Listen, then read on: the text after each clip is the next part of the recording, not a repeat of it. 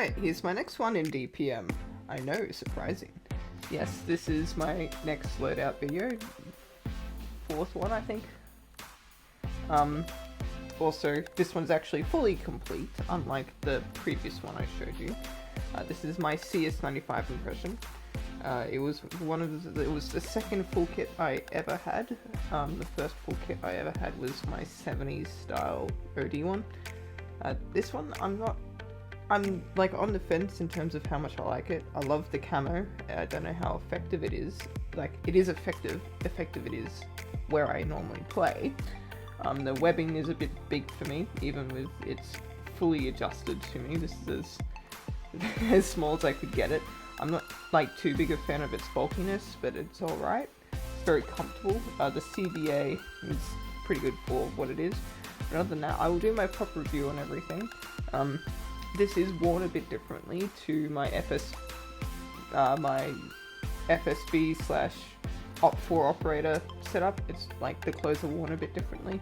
I've worn both to spec on how the military, or like their militaries have it, as best as I can.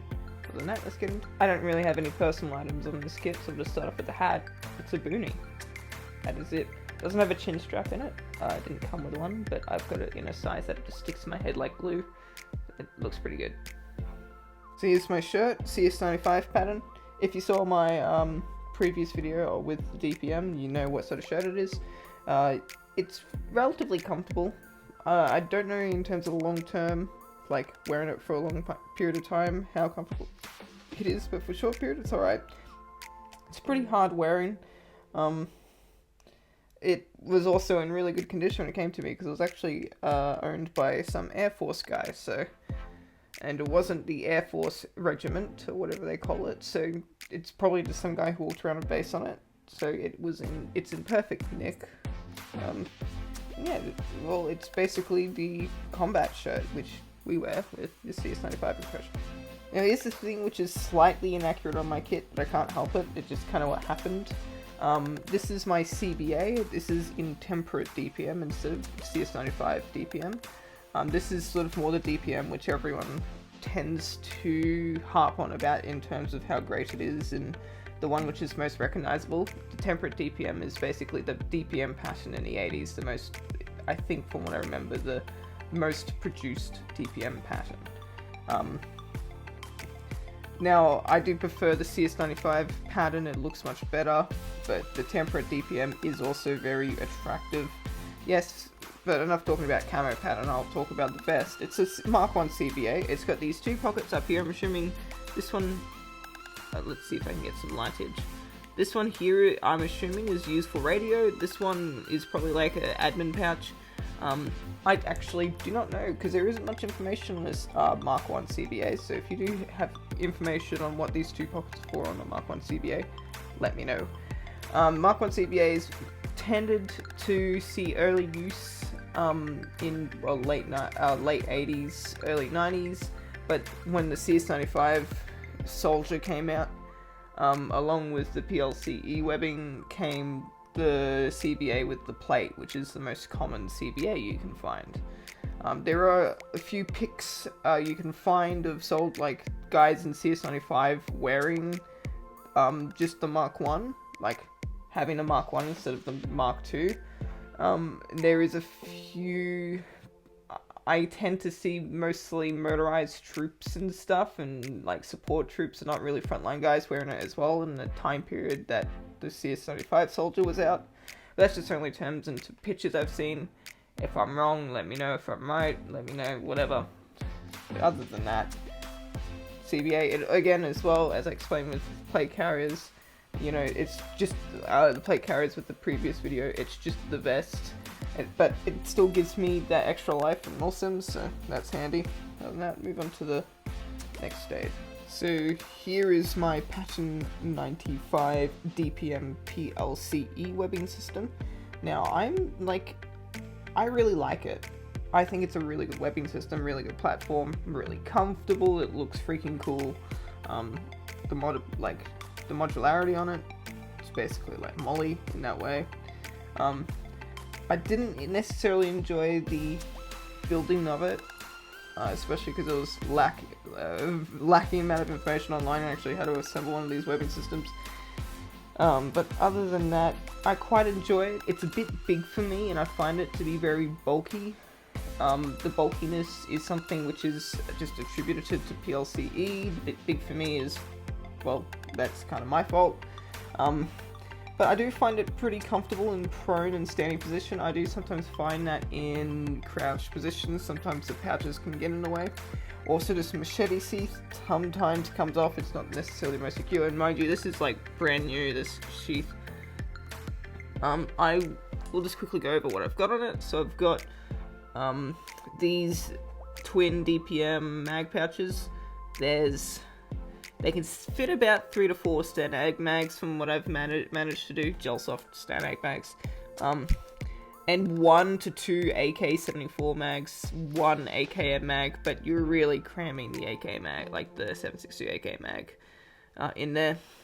And then next to that is a large utility pouch. It's a utility pouch. It's assorted in terms of what you put in there. Then you got the machete sheath. And then it's mirrored on this side too, so you've got the bunch of pouches and then that. Now I was thinking to put just the mag pouches on one side, just the utility on the other, but I found that having them mixed up a bit, this made the weight distribution much better on the field, because if you put an even amount of mags on each side and then sort of similar weighted utility on each side, it feels much better.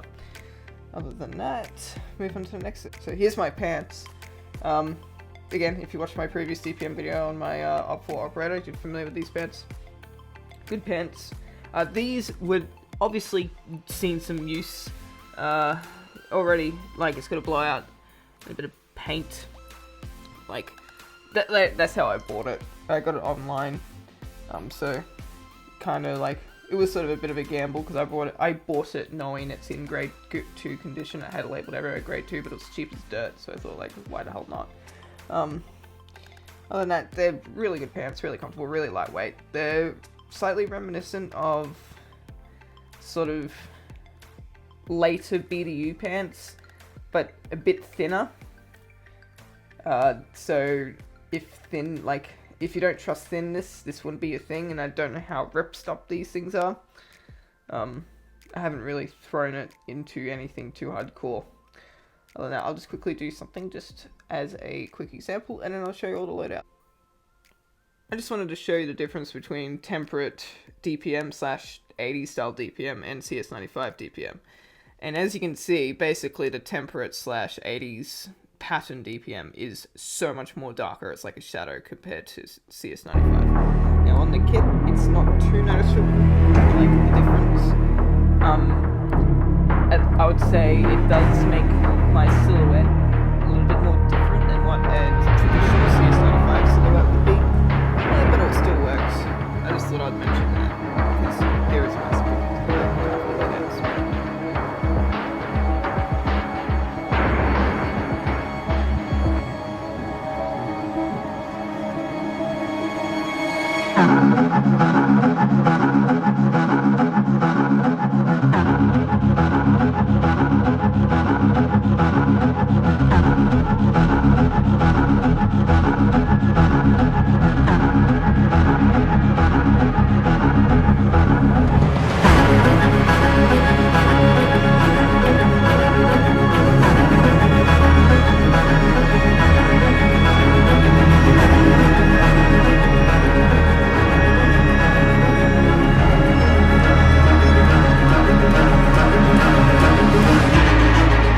Was my CS95 impression. Hope you liked it. This one's a very, very simple one compared to my Roost 4 ones and the upcoming special ones I've got in the works. So yeah, this is sort of like, you know, again, it's pretty easy to throw on. It's a bit more complicated because of the CBA and the webbing. I also don't like the sluggishness of it, so it's sort of not my go-to fun loadout per se, but it is nice to bring out sometimes. And you know, I can't play Roost 4 / Op 4 all the time, so it's nice to have a bit of a mix up a bit with some more NATO gameplay. So, you know, I've got this. I hope you enjoyed this one. I've got more content like this on the way, regardless if you said you don't like it or not at this stage. It's too bad I'm doing it. Other than that, yeah, I hope you enjoyed this video, and see you in the next one.